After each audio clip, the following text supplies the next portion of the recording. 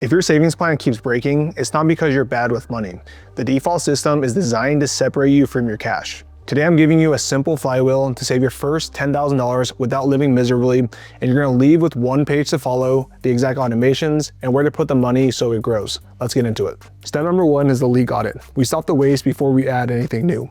Open last month's checking and credit card statements, sort by merchant, and look for 3 types of leaks. Leak 1 are bills you forgot about, random insurance add-ons, old cloud storage, and the free trial that never ended. Leak number 2 is annual renewals. These sneak up. Software, warehouse memberships, security subscriptions. If you want to buy it today at full price, then cancel it before it hits. Leak number 3 are daily drips. Things like drive-through routines, double subscriptions to the same service. We're not chasing zero spending here, we're just removing the waste. Now to what most people miss, creating a regulars vault. List every non-monthly bill from the last 12 months, insurance premiums, car registration, club dues, etc. You total it, divide it by 12, and then set a monthly auto transfer into a sub-account labeled irregulars. When the renewal hits, you're gonna pay cash from that vault. Now, if you want a quick win right off the bat, call one provider and say, can you review my plan for a loyalty discount or move me into your current promo? I can stay if you can lower the bill. This works a lot better than what you might think. Now, you're gonna pick your top 3 wastes with the highest dollars and the lowest pain.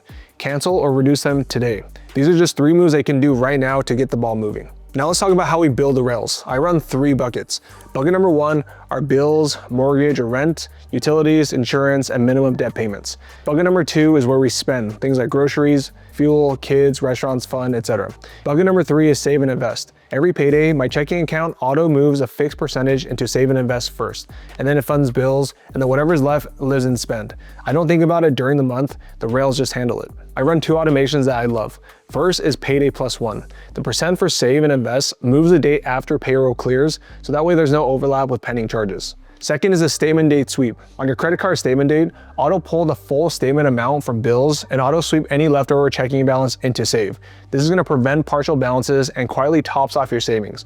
Your target is $10,000 in 12 months. That's only $833 per month, or about $192 per week. If that number feels too much, then start at half, but turn on a 1% monthly auto step for save and invest until it feels tight. And then start at 80%, and the next month is 9, and then 10. You're not gonna feel the single percent bumps, but the annual jump is gonna be huge. And a pro tip that really helped me out is give your save and invest account a separate login. If it means it's out of sight, it's gonna help you stick to it and use it. And also use a bank account that lets you label sub-accounts and name them clearly, like emergency buffer, invest auto, etc. Now let's talk about 2 switches to keep this from slipping. Switch 1 is the raise rule with an escalator. Anytime income goes up, you want to route about 50% of the raise to save and invest on day 1. Then increase your base savings rate by 1% across the board. You keep lifestyle gains and your default savings rate levels up. Switch 2 is category caps with merchant locks. So pick your top 3 variable categories, whether that's restaurants, shopping, travel, and then turn on caps in your bank account. When a cap hits, you get an alert. If your bank supports merchant locks, then block 2 temptation categories for the next month. You can still unlock it if needed, but the extra step is gonna save you from reflex buys. If your bank can't do this, then set weekly spending limits in your notes and then schedule a 10-minute Friday check-in. Now we know that impulse is normal, so we're gonna build an impulse firewall. If it's under $100, we're gonna use a 48-hour hold. Add it to a list, wait 2 days. If you still want it, then buy it guilt-free. Now, if it's $100 to $1,000, we're gonna use a 30-day quarantine. Add it to the list, let your brain get the hit from adding it, but not buying it. Most items fall off by week 2. Now, if it's over $1,000, we're gonna use the weekender rule. Sleep on it for a weekend and then run a future value check before you buy. Here are a couple more tools that recover real dollars.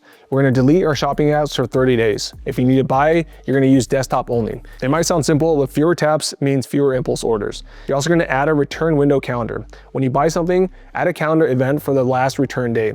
Do a 5-minute return scan every Friday and you're gonna send more back and keep more cash. Now you might think that this is overcomplicated for just your first $10,000, but after running multiple 8-figure businesses, this is a system that makes good choices rather than bad ones. These are the same principles that I use to get to my first 10,000, 100,000, million, and 8 figures. Now here's a future value lens. A quick question before the big purchases. If you invest $5,000 and it compounds at 80% for 20 years, it becomes about $23,000. So you're gonna ask yourself, is this purchase worth the future version of the money? So you can use this gate. Does this buy raise income, save meaningful time, build a durable skill, or create a core family memory?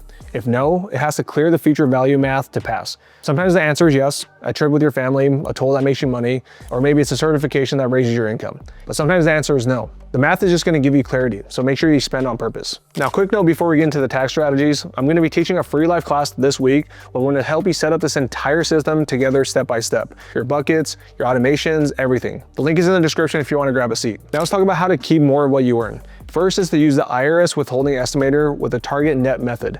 Decide your monthly save and invest number first, and then you're going to adjust your W-4 so that way your take-home pay matches that plan now and not next April. And you're going to route the difference straight into your auto sweep. Secondly, we want to capture your employer match. That's just free money sitting on the table. Third, we want to use tax advantage accounts in an order that fits your life. If you have an HSA, we want to use the reimbursement strategy. Pay qualified medical costs with cash and then save every receipt in one folder. You want to invest the HSA in broad market funds. You can reimburse yourself years later for those saved receipts tax-free while the HSA compounds. And fourth, if you earn side income, make sure that you track it clean in a separate account. So that means separate card, separate checking. Clean books is going to let you do real tax planning and avoid chaos at tax time. Now here's where the money goes. Step number one is that 1 month buffer. Put 1 month of core bills in a high yield savings account. This is going to be a shock absorber. It's going to keep your plan from breaking when life happens. Step number two is to kill high interest debt. If the rate hurts, then you want to make sure you attack it. So list out all the balances, the minimums and rates, and pick the highest rate first, or you can even use the smallest balance first if you need quick wins to stay motivated. Make sure you automate the extra payment on payday. Step number three is to build a full emergency fund. 3 months of core bills is the goal. Some people prefer 6, but start with 3, and you want to refill it whenever you draw from it. Step number 4 is to invest on autopilot using 2 lanes. The first lane is the index core. You can use a broad market fund that you're going to hold through cycles.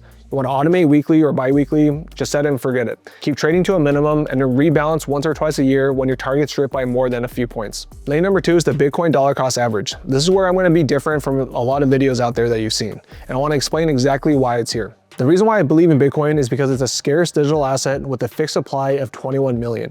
The issuance schedule is transparent and it cuts in half about every 4 years. And that's just literally coded. It's not a committee, the network is decentralized, and there's thousands of nodes that verify the rules. There's no central authority that can print more or even dilute your shares. It also settles value globally in about an hour with finality that doesn't depend on a bank. It's portable, it's borderless, and hard to seize if you hold your own keys. We're going on 15 years of uptime and the strongest network effects in the space. That combination of scarcity, credible rules, and self-custody is why I treat Bitcoin as a savings technology. You want to pick a fixed DCA amount that you're going to keep through drawdowns. You want to automate it weekly and daily, and then you want to decide your allocation band that fits your risks. You can start with a reputable platform while you earn, like River or Strike, and when your position hits a threshold you set, you can auto withdraw to your own wallet. You can learn basic cold storage as the position grows and keep your recovery phrase offline. Make sure you treat this as a 4+ year investment. Make sure you size it correctly and keep buying on schedule when it gets boring or even scary. The people who lose treat it like a lottery ticket, they oversize it and then they panic. Consistency in Bitcoin is what wins in the long run. Most people lose because they stop and start. You're gonna win by staying on schedule when it's boring. Now to recap, here's a simple path that you can use with the 7-day quick start. Day number 1, you wanna run the leak audit, so cancel 3 things. Day number 2, open or rename your buckets, bills, spend, save, and invest. Day number 3, you wanna turn on the auto sweep for save, invest first, and then set it for payday +1. Day number 4, you wanna set category caps. So pick 3 categories and set alerts. You wanna block 2 merchant categories if your bank supports it. Day number 5, you wanna set the impulse rules. 48-hour hold, the 30-day quarantine, and then the weekender rule. Make the list on your phone and then delete shopping apps. Day 6, fix your W-4 using the target net method and verify your employer match. Set up your HSA contributions if you have one. Day 7, turn on the investment automation. Schedule the index contribution, schedule the Bitcoin DCA, and then set a repeating 15-minute Friday evaluation on your calendar. Check caps, scan the return calendar, confirm the auto sweeps posted, and then move on. Keep it boring. Boring is what's gonna ultimately build your wealth. Just run it all on autopilot. This is how I treat my money and this is how I live. I walked away from a high-paying Fortune 500 job to spend more time with my family. We built wealth by running simple systems that we didn't break. And you can do the same thing. Just start small, stay consistent, and let time and math do the heavy lifting. And if you want me to walk you through this live, I'm teaching a free training this week. We're gonna go through all of this and more step by step, including how to save more on your taxes, how to set up your investments, and how to automate everything. Seats are gonna be limited. You can grab the link in the description. Make sure you subscribe if you want simple, real money systems that you can run on autopilot. And if you found this video helpful, make sure you give this a like. I appreciate you watching, and I'll see you next week.